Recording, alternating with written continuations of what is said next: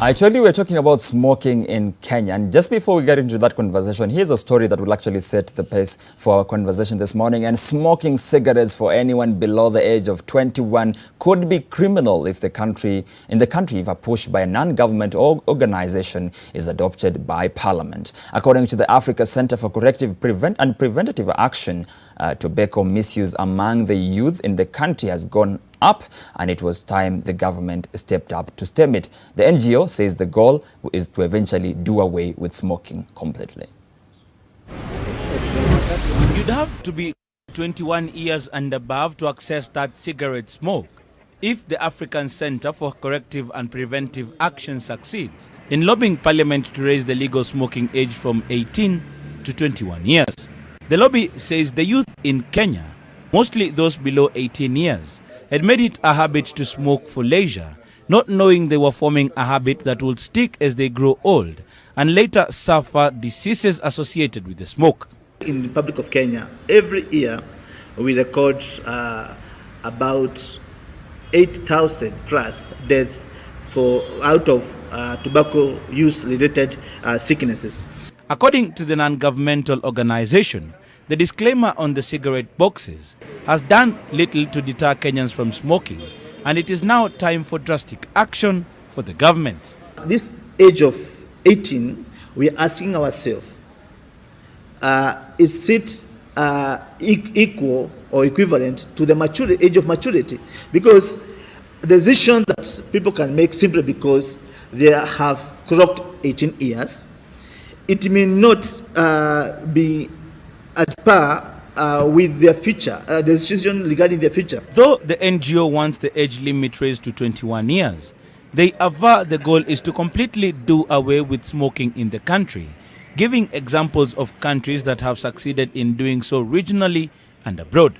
In Kenya, the population you have, the smoking population you have of 3 million, ultimately 50% of that, that's about 1.5 million, will die ultimately out of smoking. According to the lobby, they will start countrywide public participation barazas, whose main aim will be to collect views that will help in formulating a bill to be presented to Parliament through the relevant committee when the world will be celebrating World Tobacco Day.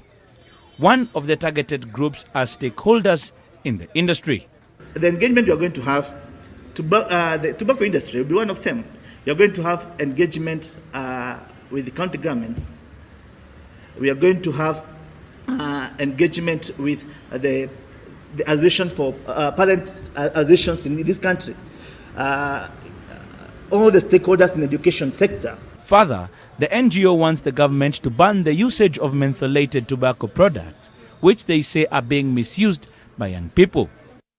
The attempt to increase regulation on tobacco will not be the first, as the government has already banned advertising and smoking in public. Kennedy Muredi, NTV.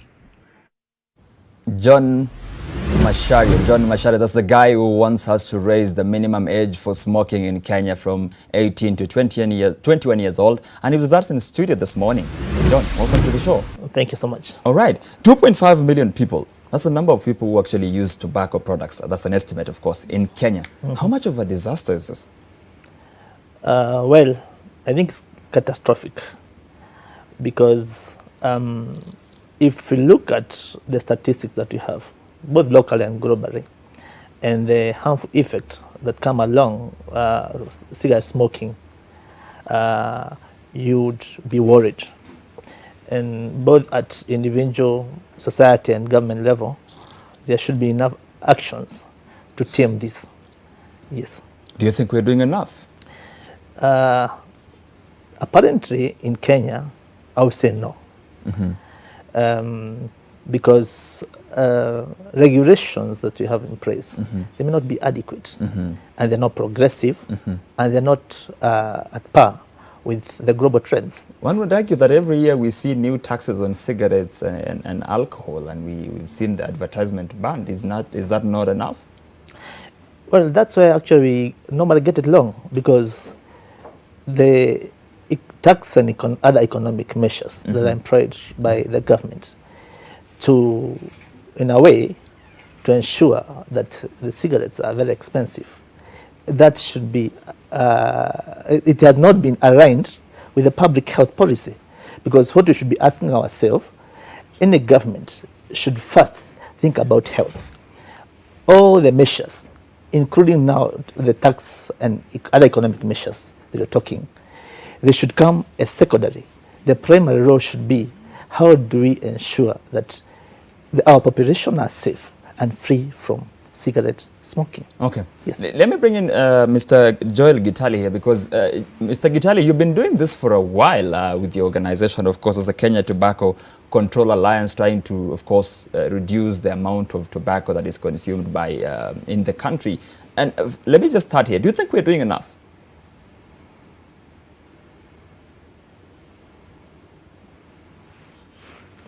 Please unmute your mic. Please unmute your mic. We can't hear you.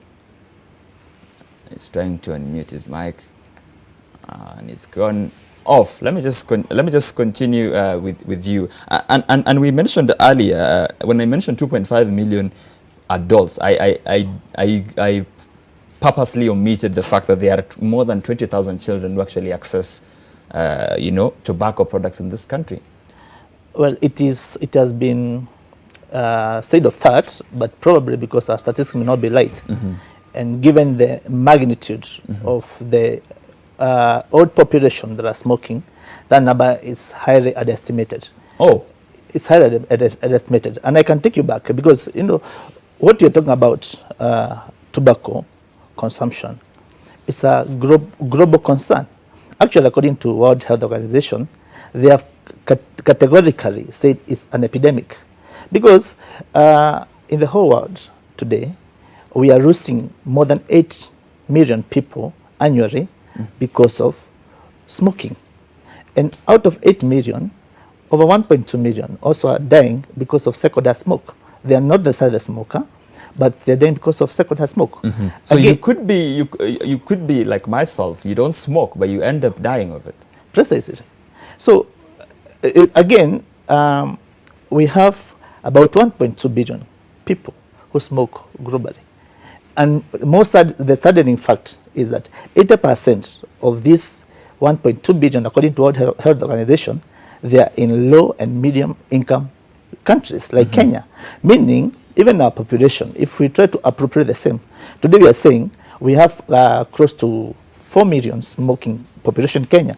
Given our total population, which is close to 50 million, we are talking of close to 10% of population that is smoking. Out of 10, you have one smoker. Okay.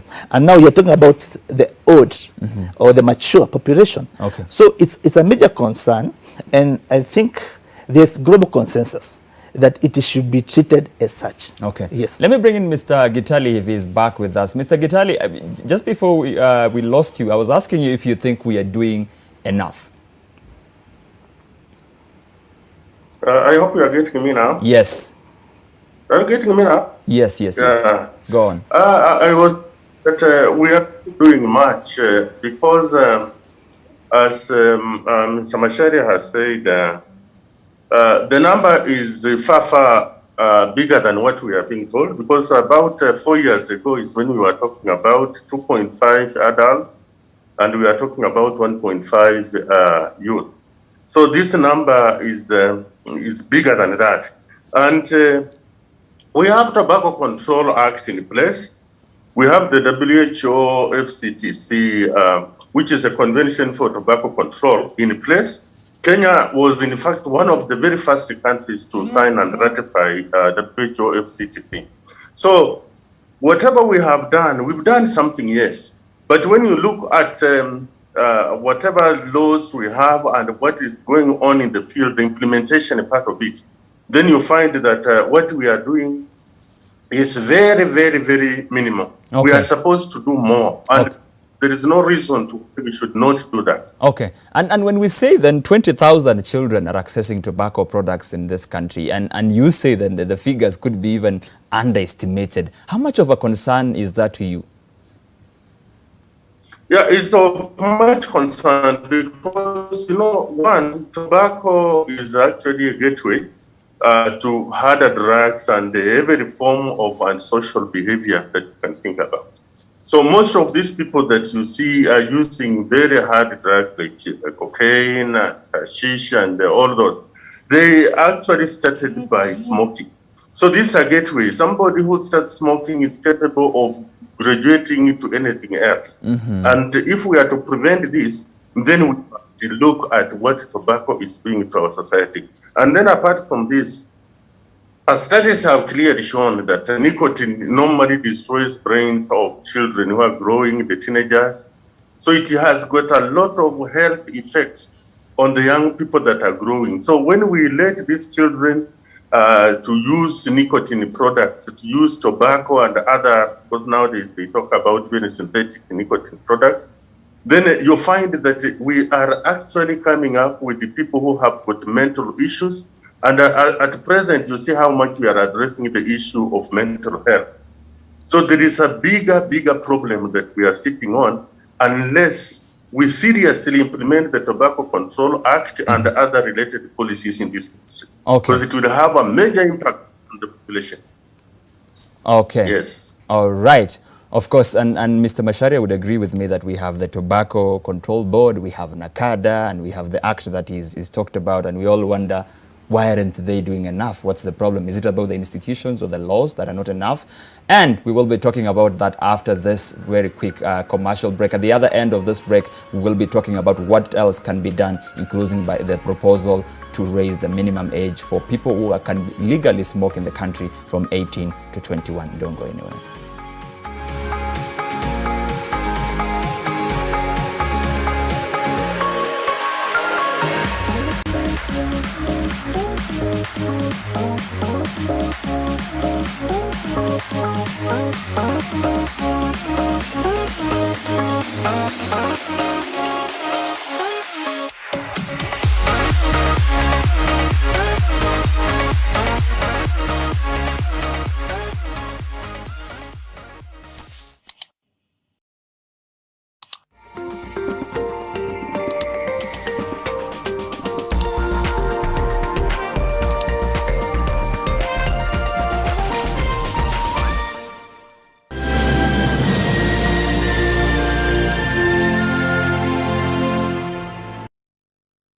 Family is working together today.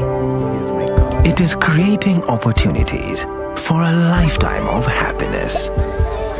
The future is bright because you can always bank on family. Family Bank, with you for life. Introducing Ushindi Cream Bar Soap. Ushindi Cream Bar Soap with Oxy Bright removes stains effortlessly and brightens colors. Available in 1 kilogram and 800 gram bars and 175 gram tablets. Also available in all your favorite variants. Ushindi, a quality product from Pwani Oils. Kwitu is here to connect, support and empower Kenyan women. When you come to Kwitu, you have an opportunity to meet over 14,000 women. Meet Lily Adhiambo Okech, the president of the largest community of Kenyan women in the diaspora. Kwitu has over 30 chapters right now in the United States. Find out how they support each other and their investments back home. Over 300 women have invested with AMG. For us, it's important that we have something at home.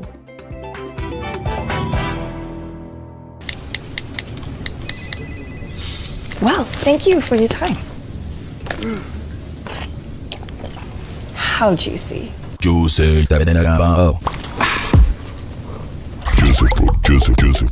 After a year full of uncertainty, Kenya's leaders of tomorrow will soon sit for their KCPE and KCSE national exams. Join the Daily Nation team in wishing our candidates success in the Faulu na Daily Nation campaign. Log on to success.nation.co.ke from your phone and send the candidates details and a heartfelt personalized message for only 299 Kenya shillings, or include a photo of the candidate for only 999 Kenya shillings. The messages of hope will be published in the Daily Nation on Junior Sport Magazine every Monday and My Network Magazine every Friday for the duration of the campaign. Campaign runs from 5th March till 15th April 2021. Tusimame na watoto wa Kenya na Daily Nation.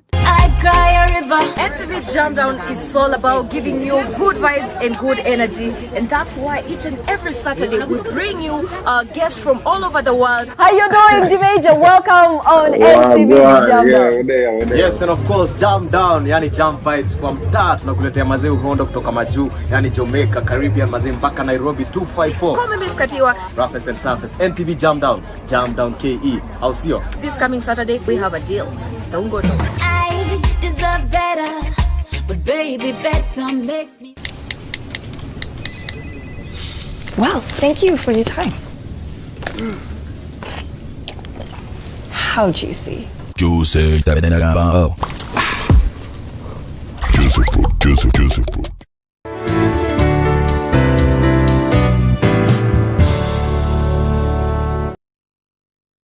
Try Panadol Advance for relief from headaches, body aches, and fever. With Panadol's Optizorb formula, the tablet gently breaks down in the stomach, quickly absorbs, and starts providing pain relief in 15 minutes. For fast and effective pain relief that you can trust, try Panadol Advance.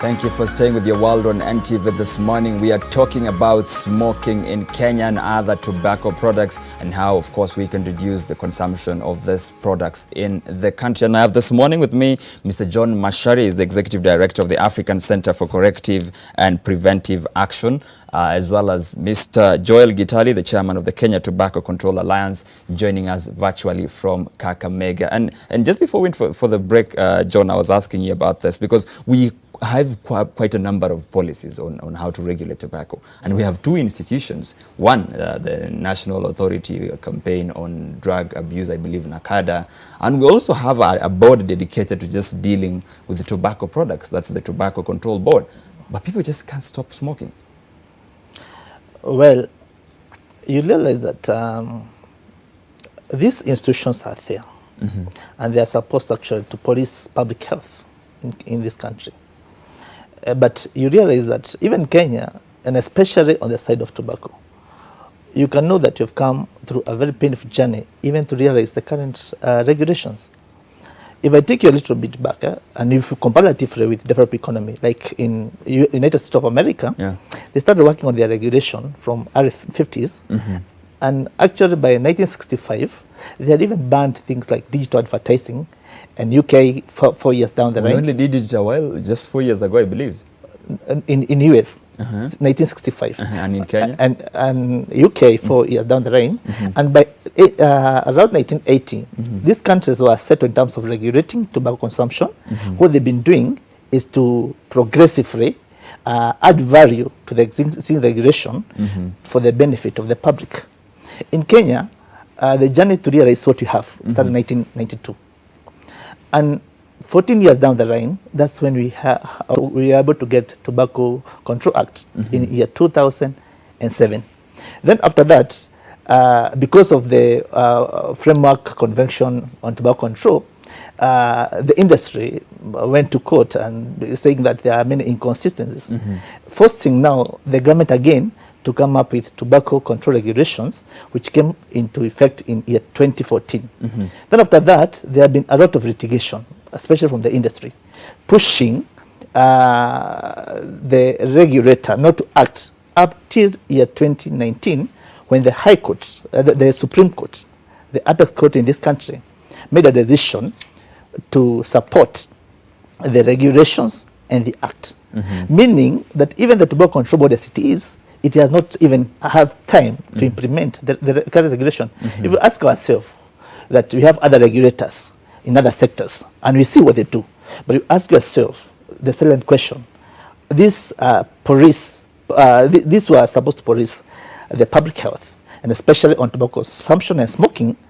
what can we say as public, or you yourself as Victor, can you say you've seen coming from the board? And considering then that even I who don't smoke can be still affected and die from the effects of smoking the tobacco products, yes. Do you think then that the government is sort of neglecting its mandate in terms of protecting the entire population? Absolutely, absolutely, because we cannot underestimate the risk and the hazard aspect of tobacco smoking, because there are health issues, there is also environmental issues, and also there are both social costs that comes when you're talking about sick people because of sickness that are related to tobacco consumption. So there are multitude of issues. Even when you talk about regulation right now, we know there's a lot that need to be done to ensure that we as a country attain the best standards, to ensure that as much as they may have few people who are smoking, but on average and generally, the public health aspect has been well taken care of. Okay. And of course, we've been asking you to be part of this conversation and send us your feedback on social media. Let's see if we can get some of that feedback. Remember, on the question of the day, we had asked you, what should be done to prevent and reduce tobacco use among young people and children? That is in Kenya. Let's sample that part of that feedback that you've been sending us. If we are that ready. Yes, PKMKE says, why smoke and tell your children not to smoke? Lead by being a good example to them. Oh, thank you very much, PKM. Ruben Onyando, he says, we should not send our children to buy cigarettes for us. Some children start smoking just because they saw a person who is significant or role model to him or her smoke. Thank you, Ruben Onyando, of course, highlighting the issue of what the role that parents play in leading their children into smoking. Nyaga Silas, he says, it's parents who do much damage by sending their children to buy cigarettes for them and then even smoke in their house. How do you think the children will do? Good question, Nyaga. David Israeli says, in the early days, the children belonged to the society whereby any elder would discipline them whenever they misbehaved. Nowadays, if you try to correct the behavior in somebody's child, it becomes a police deal. Wow. Thank you very much, David Israel. And I just want to bring Mr. Gitali back to the conversation. From the feedback you had, Mr. Gitali, a number of course, our viewers actually believe that even parents play a role in terms of influencing their children and leading them into smoking. That's very true. Parents and generally all the members of the society, because children tend to believe that what a parent or somebody who is respected in the society is doing is right. So when the parents consume tobacco products and the children are seeing, then they are actually attracted to that, because children learn more by observing what the elders are doing, and therefore they come into it because they feel that already is justified, it is something that has been approved by those that matter in the society. Okay. So we must always be careful. And then those, as we have said, that send their children to buy for them these things. Yeah. Also, rather, they make the children to feel that they should, the correct thing for somebody to do, especially a man, because the boys are mostly affected, is smoking. So if you don't smoke, then you are not a true man. Okay. So parents should be very careful what they do. Yeah, it's very, very sad. And Mr. Gitali, on that very same point about the youth, then, because there's been a concern that the industry intentionally targets these young people. We've seen quite a number of products that are designed, the way they are designed to look like they are not harmful, but indeed, research shows that they are harmful. Some of them include, these electronic cigarettes that do not produce smoke. Some of them include the recently controversial issue of nicotine pouches. How much of a concern is it to you now that we're seeing the industry sort of intentionally targeting young people with this sort of attractive products? Yeah, the industry is finding new ways of retaining their market and even expanding it. You know, in the past, it used to be a bit difficult for a young person to start smoking because of that choking, smoke and all that. But now the industry has come up with the products that are very smooth, with nice flavors, and yet very little, with the nicotine, highly addictive. So children are attracted to the flavors. They do not actually know what they are entering. In fact, even when we went about talking about things like shisha, we talk about the nicotine pouches. There are many who get shocks, including fellows. Even sometimes we visited these media houses, and those who are there, the interns, and even those working, say, "Hey, we didn't know this." So children are attracted. These are like traps. When you bring nicotine pouches, and they are very accessible, then they are very cheap. Then children feel that this is the right thing to do. And that's why we have had a big problem, especially during this corona period, whereby schools and other learning institutions were closed down. And therefore these young people and the children were at home, and they went into consumption of Lyft. That's why you find a tobacco company saying that it made a profit of 42% over and above what it had made the previous year.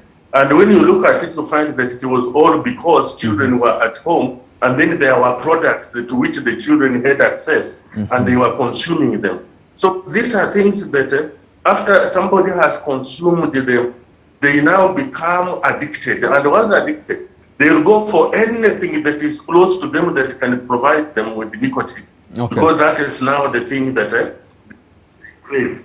So it is a very bad thing. These things are not supposed to be there because they are used as traps to get children into smoking, and then they permanently remain there until old age, if they reach there, because most of them end up developing diseases and dying early.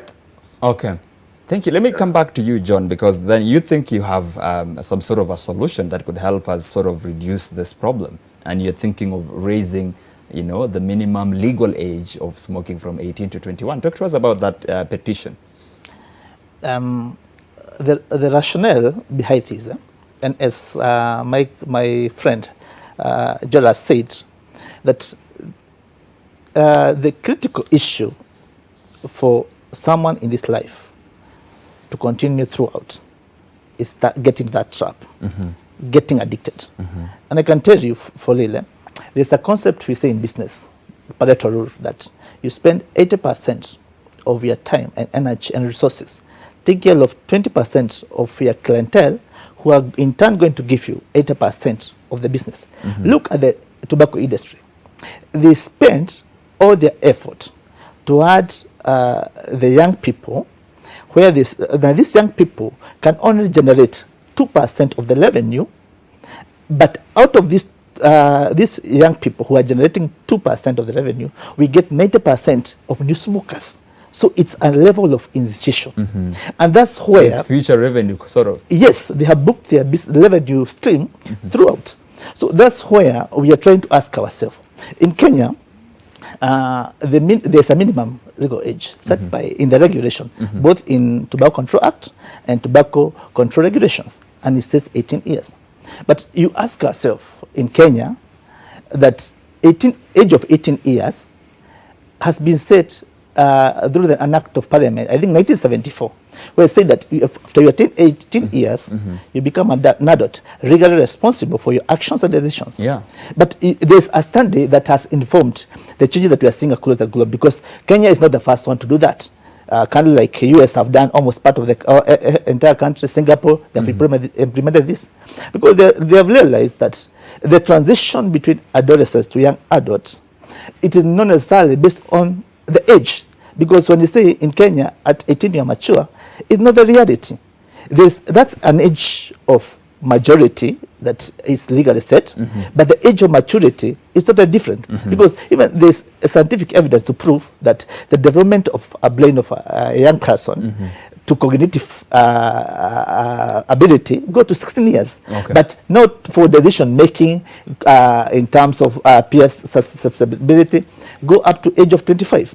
So when we are asking ourselves that we don't want these people to be cheated at very early age, not even necessarily through regulation, because even at age of 21, we are not saying that you're obtaining a license to start smoking. Our desire would be, even after getting age of 21, you can make better decision and say, ultimately, I don't even intend to smoke, because the global trend is we want a smoking-free environment across board. Okay, so this thing is definitely in Parliament, this petition already in Parliament, right?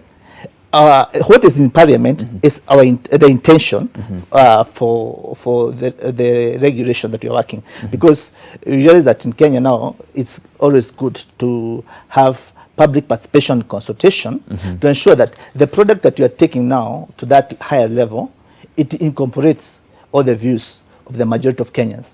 And so far, we've gotten very good responses, and we believe that we have a solid case because it's out of public good, public interest. Yes. And briefly, just then, given the impact, the amount of people who smoke these products and the amount of people who are still at that age who consume these products, how much of a gain do you see? What difference would this make if it was passed? There is a study in America which we try to pattern, because that study by Institute of Medicine in America, it has been like the anchor for all the countries that are turning to 21. Even our neighbor here, Uganda, they have just pressed it because they believe they're going to decrease premature deaths and illness related to that. This tobacco smoking issue have gynecology aspect that it will lead even preterm death, sudden death of infant. So when these people are making these decisions concerning the age which they should start smoking or not smoke, they should be conscious and link what they are doing to their future. So generally, we may not have specific statistics saying this, but what has been done globally, we believe the impact should be significant. Okay, Mr. Gitali, let me just get your reaction to this petition by John Mashari and his team. Yeah, I believe I'm still connected. Yes, you are. Am I? Yes, you are. Thank you. What Mr. Mashari is saying is good, but let me say something here. Yeah. That, we started this journey, like Kenya Tobacco Control Alliance brought together all those CSOs that were concerned with the tobacco control. Okay. And we started, we were registered in the year 2006. And we have been moving together. And because this is a very delicate thing, we are working with the Ministry of Health, especially the Division of Tobacco Control, and then the Tobacco Control Board. In fact, the Cabinet Secretary seconded 2 officers from his office to us to work together. So we are reading about these things. My friend is talking about in the papers. We don't. I'm happy that even Nation TV has made me to know Mr. Mashari because I've not known him, and we have been a bit worried that who are these talking about tobacco control so seriously, and yet we don't know them. Even the ministry, we talk to the ministry, they say they don't. But then these things are very. The only fear has been that. You have had even tobacco industry coming up and saying it has come up with vaccination against COVID-19. They were saying the industry can use every means. So anybody who is not known to us, even if he talks very good things about tobacco control, we say no. Let us know this person. We might be falling into a trap. Okay. The other thing that we also look at, we say that we have got a lot of legislation in Kenya, and we are not going to legislate or to amend what we have not implemented. The Tobacco Control Act has been there for long. The regulations are there. FCTC is there. We are still yearning and crying for the implementation of the same. And therefore, changing what we have not even implemented does not make a lot of sense. Okay. We want what we have implemented fully. And then, apart from that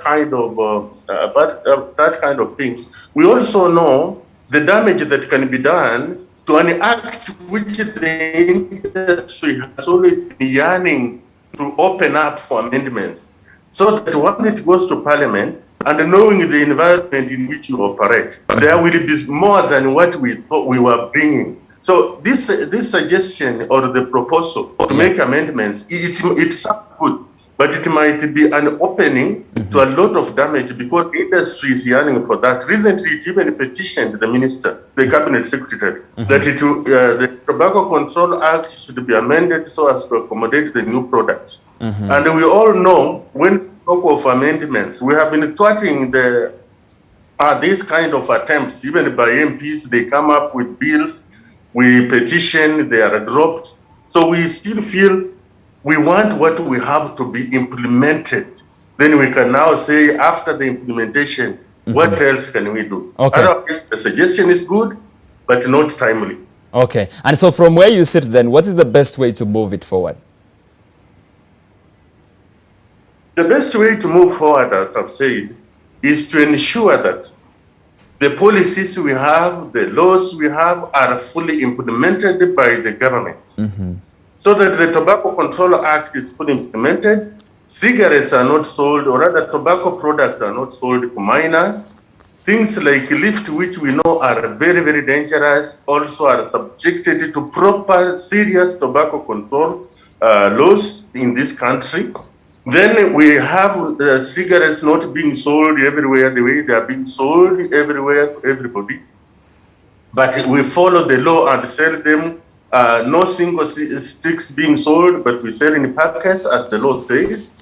And we ensure that the tobacco industry adheres to whatever is required, like the payment, the taxes, because the industry is very good at evading and avoiding taxes. Okay. It is happening in other countries, and such allegations have been here in Kenya.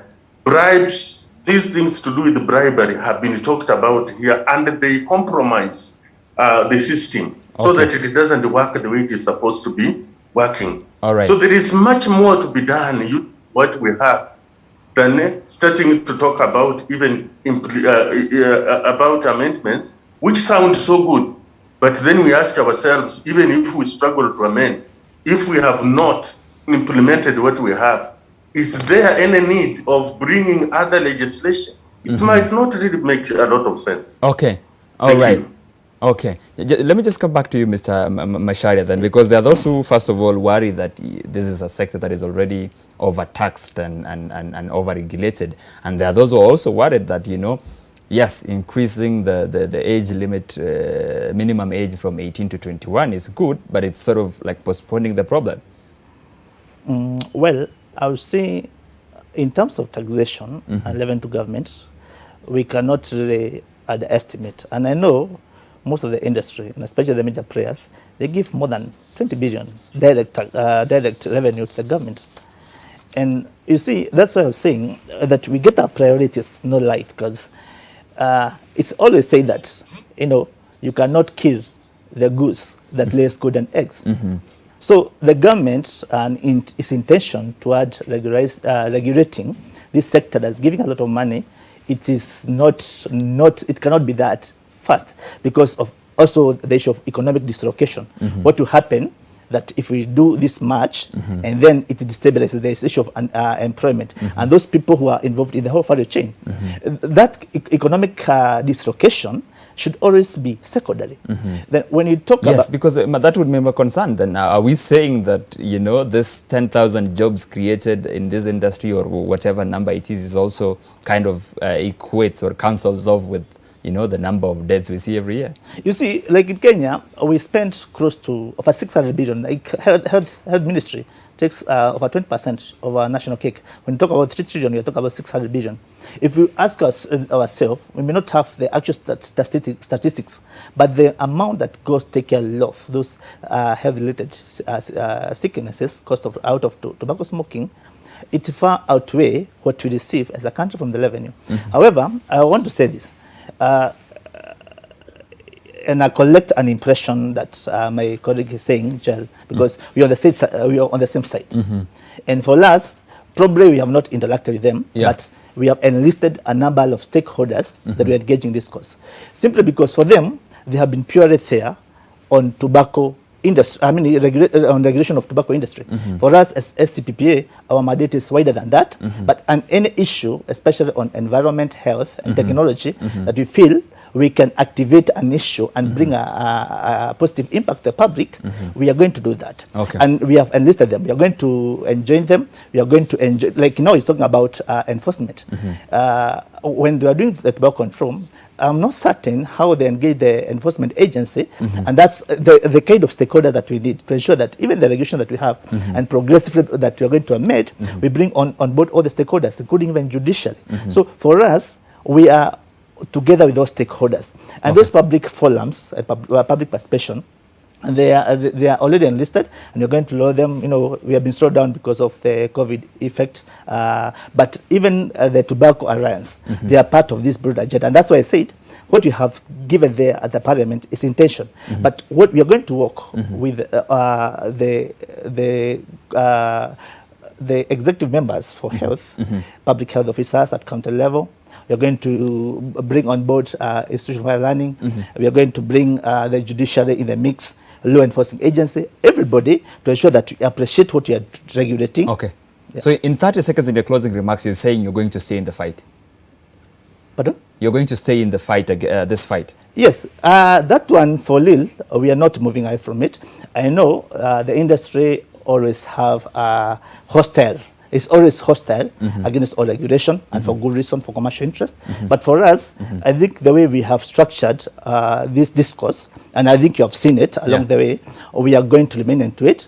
At the end of the day, if it is won, it's the Kenya public win, the society win, our families win. Yeah, so for us, our intention is very clear, and we're going to remain on the course. Okay, thank you. And Mr. Gitali, then in your closing remarks in just 20 seconds, you've said there are already enough policies, and the issue is implementing these policies that are there to fulfillment. How do we go about implementing these policies that are already there, even before we think about, amending them? In 30 seconds.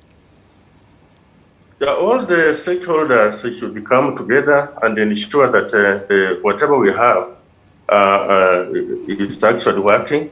And we've tried this. We are already working with the universities. We are working with even the Ministry of the Interior and the Ministry of Health and other players. And we are saying that the government, especially the county governments, must come up strongly. That's why we have also brought in the Council of Governors, so that this work can go on properly at every level with all the stakeholders included. And the government, as my friend had said, should really focus on the health of Kenyans so that everything else becomes subordinate.